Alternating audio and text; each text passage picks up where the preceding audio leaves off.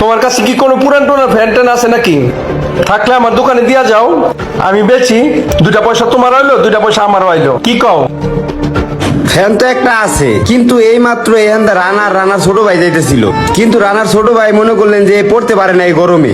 চিন্তা করলাম আমার ফ্যানটা যেহেতু লাগে না, তাহলে আমার ফ্যানটা ওরে দিয়ে দিই। আরে মিয়া, ওই সমস্ত আবেগিকতা হইনা আমার লাভ আছে? তুমি একজন ব্যবসায়ী মানুষ, আমি একজন ব্যবসায়ী মানুষ। পকেটে টাকা থাকলে ফুরফুরা লাগে শরীর, বুঝো না? এখন ফ্যানটা দিবা কিনা সেটা কও। কথাটা খারাপ কর নাই, আমারও ব্যবসা খুব একটা ভালো যাইতেছে না। তাইলে একটা কাজ করেন, আপনার দোকানের একটা লোক আমার অফিসে পাঠাই দিন, আমি ফ্যানটা পাঠাই দিমুনি, দাম ধরে টাকাটা পাঠাই দিন। তাহলে ঠিক আছে, আচ্ছা ওই কথাই রইলো। আবার কথা ঘুরাও না, আমি গিয়াই লয় মনে ফ্যানটা। আচ্ছা ভাই, ঠিক আছে, তাহলে আয়া পড়েন। জায়গা আল্লাহ হাফেজ। ফ্যান দিব না আবার মতি গতি ঘুরে যাবো? আজকে আশিক ভাইতে ফ্যানটা